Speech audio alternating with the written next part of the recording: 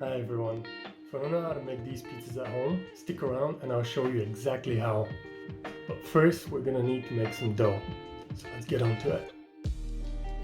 For this we'll need 150 grams of 00 flour, 5 grams of instant dry yeast, a teaspoon of honey and 150 milliliters of water. In a suspiciously small bowl, combine all the ingredients and mix well until incorporated. But hey, I can hear you thinking, something's not right, that can't be it, and it's not. This is a pre-ferment called Poolish. We made this yesterday, so that today, when we make the dough, it will only need to ferment for a few hours before we're ready to make pizza. Think about it as giving the yeast a head start. The Poolish goes to spend the night in the fridge and emerges the next day. Oh, make a mental note to use a bigger container next time because it will double or triple in size. It emerges glorious, bubbly, fragrant and jiggly. Check for, well, jiggliness and confirm that it is indeed active and ready. For the dough, we need 625 grams of 00 flour, 20 grams of salt, 350 milliliters of water and all of the Poolish. Create a well in the flour that would be bigger than the one I made and actually effective, and pour in the water and the Poolish. The reason why we leave out the salt is that it could affect the rise of the dough if it gets in direct contact with the yeast. We mix in the flour first to act as a buffer between the two. Once the yeast and the flour get to know each other a little bit, we can invite the salt to the party. Now that everyone is getting along and having a good time, we can start using our hands. Keep mixing inside of the bowl until everything comes together. At this stage, the dough will be a wet, shaggy mass that is too sticky to knead. The goal here is to just get everything well incorporated. Realize that wearing a watch while doing this is probably not the best idea. Take it off and continue, while wishing that you had a stand mixer. I'm just kidding, mixing wet dough with your hands is great. If you happen to have a bench scraper lying around, now's a good time to take it out. It makes your dough making life so much easier at this stage. Another little tip, put a damp towel or cloth under the board to stop it from sliding around. Once we feel like we have a cohesive ball of dough, it's time to let it rest for 30 minutes. This stage is called autolyse, the process in which the flour fully hydrates. It's important, so don't skip. After the 30-minute rest, the dough ball will look, but not feel the same. It will be much smoother and easier to work with, and it won't stick anymore. It's time to knead. Take your time and have a little workout for at least 4 to 5 minutes. This is when we develop the gluten, and contrary to popular belief, gluten is not evil. It helps us to make a very light and airy dough, which, if sufficiently fermented, is easily digestible. Use the tacky surface of the dough to create tension and form a smooth, tight ball. It becomes sort of a balloon that will trap all the gas produced by the yeast during bulk fermentation. Lightly oil a bowl and place the dough ball inside. You can use the same bowl that you mixed the dough in to save yourself some extra cleaning. Work smart, not hard, right? That type of situation. Because we use the pre-ferment, the dough will be ready to bake after a couple of hours at room temperature. I like to let mine slow ferment in the fridge overnight.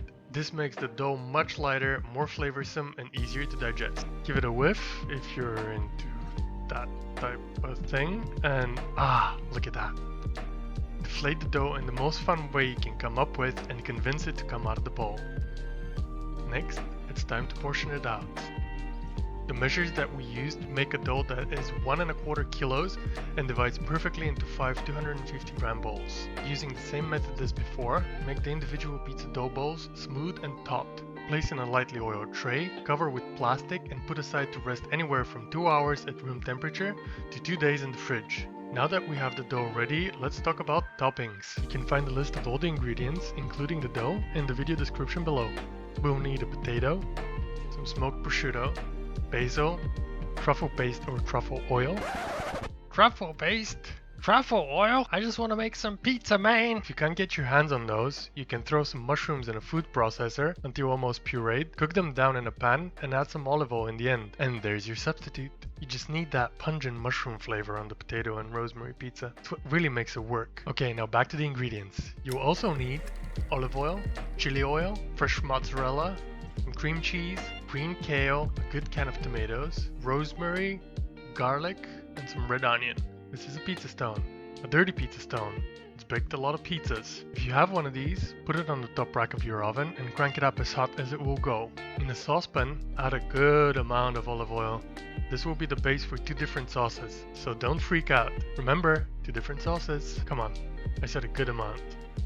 There you go, that's better. While the oil is coming up to temperature, get yourself a few cloves of garlic and chop the butts off. Give them a good smash, which will do 2 things. It will release them from their peel, and it will activate the allicin. If you don't know what that is, look it up, but it's basically that good garlic stuff. Give it a rough chop and get it into the oil on the lowest heat. We're not really looking to cook the garlic here, but basically to infuse the olive oil. As soon as the garlic starts picking up color, it's time to fish it out. Once all of the garlic is out, take the pan off the heat and reserve about 1/3 of it. We'll use that for our tomato sauce a little later. Be smarter than me and avoid pouring hot oil in a tiny glass bowl while holding it.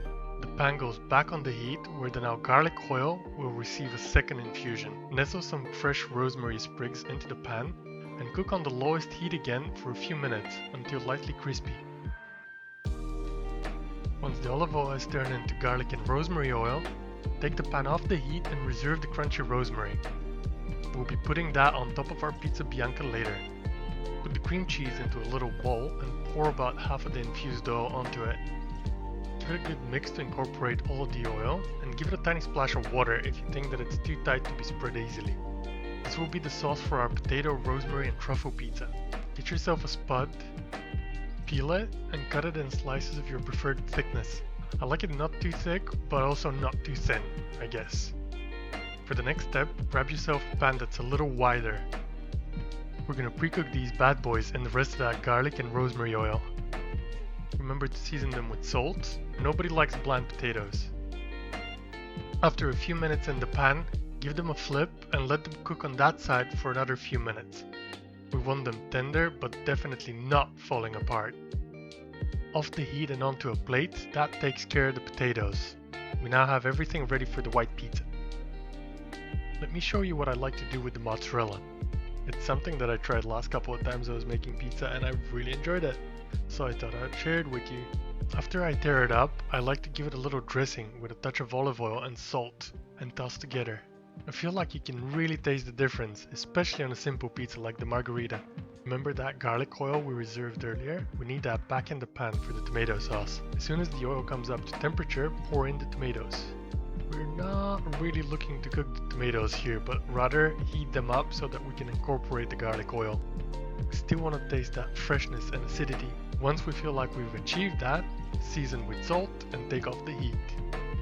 Pour into a bowl and put aside. That takes care of our tomato sauce. Now let's take care of the kale pizza toppings. Slice a small red onion in a way that you can break it down into onion rings, and well, break it down into onion rings. Put aside along with the parma ham so we can prep the kale. To do that, just grab it by the stem and pull off the leafy parts. Oh, and make sure you wash your kale, okay? Nobody wants to break a tooth filling on a... Sorry about that. And we're ready to make some pizzas. I like to flour my work surface well, but also get an extra plate which I flour even better. This is because I like to put the dough ball onto the plate first so that it gets well coated with flour and then transfer it onto the board. I'm basically trying to make as little mess as possible. If you have semolina flour, go ahead and use that for stretching. I don't, so I just use cornmeal. Press down the dough with your fingertips like so, leaving an outer rim of about 1 centimeter or 2. That will be the crust, so it's important that we don't knock out all the air out of it. Then pick it up and continue defining the rim of the crust while you pass it from one hand to the other. Gravity will also be stretching the dough as you go. If you haven't done this before, take your time. It takes a bit of practice to get the hang of it, but it's fun. If everything's gone to plan so far, you should have a very soft and elastic dough, full of bubbles. Once we feel like the dough is big enough, we can pick it up and pass it over the knuckles of our fingers to gently stretch it to its final shape. This is a pizza peel. If you got one of these, great. Otherwise, you can just use a piece of parchment paper to transport the pizza into the oven. Place the dough on whatever pizza vehicle you got and make any final adjustment that your OCD might require. Okay, let's make the kale pizza first, shall we? Spread some of that sauce, not too much. 2 or 3 tablespoons will do it. Then we make it rain cheese. Now, I know I didn't warn you about this, but I like to save the fresh mozzarella for the margherita. Here, I like to use the pre-shredded stuff. And grab a few slices of the smoked prosciutto and rip them apart into smaller pieces. Or do it any other way you want. This is where you get to be creative. Have fun with it. Once we've successfully hammed the pizza, it's time to throw some onion rings in the mix. The onion will sweeten as it bakes and will balance out the heat from the chili oil and the smokiness from the prosciutto. The kale goes on top last, so it can get a nice char in the oven. It's what gives this pizza its characteristic taste, so keep that step. Give the pizza a little wiggle to make sure it's not stuck to the peel, if you're using one, and pop it in the oven. It will only take a few minutes. Ah, and here it is. There's just one last thing that we need, and that's the chili oil. If you want to know how to make that, I'll show you. This pizza is a wild ride, okay? If you're only gonna make one of these pizzas, make it this one. It's got heat and spice from the chili oil, sweetness from the onion, smokiness from the prosciutto, and that charred, crispy kale. It will blow you away, I promise. Let's make the pizza Bianca next. Stretch out the dough, just like before. Press it down first with your fingers to establish the crust. Then pick it up and pass it between your hands, letting gravity do most of the work. And lastly, stretch the dough over your knuckles to get it to its final shape. Once on the peel and final adjustments have been made, it's ready to receive the sauce, or the spread I guess. After the spread has been spread, after a couple of spoons of the cream cheese, it's time for the potato slices. Look at the color of those, that's that garlic and rosemary oil that did that. Distribute the potato slices evenly and it's time to cheese, again. And here, just like with the kale pizza, I like to use the dry mozzarella instead. Now take that crispy rosemary and pick the leaves off the stems and onto the pizza. Give it the old wiggle check and we're headed off to the oven. It's been a few minutes and it comes out looking great. Just as it is, this is a great pizza, don't get me wrong. But let's take it to the next level. Drizzle some truffle paste and get ready to taste something truly spectacular. This one is the vegetarian's delight. The potato and truffle work so well together and give it a rich earthiness, and the rosemary permeates everything. It's just so warming and comforting. Okay, quickly, one last time. Press, press, press. Pass, pass, pass. Knuckles, knuckles, knuckles. You know we're gonna make a margherita. I saved the best for last. Not gonna lie, that is my favorite pizza. Spread a thin layer of our tomatoes, and traditionally, here you would follow up with a bit of Parmigiano. I personally don't like it, so I don't do it, but if you do, go ahead. I go straight for the mozzarella, an extra drizzle of olive oil, and we're laughing all the way to the oven. I mean, look at that.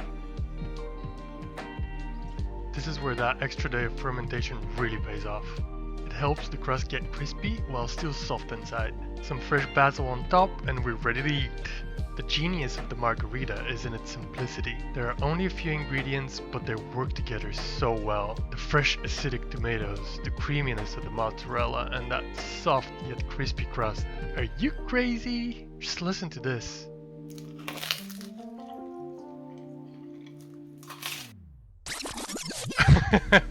Sorry about that last part, I just couldn't help it. I had to, okay? Anyway, thanks for watching. I really hope you found the video useful or entertaining. Subscribe, share, and stay tuned for more if you did. We're only getting started. Take care.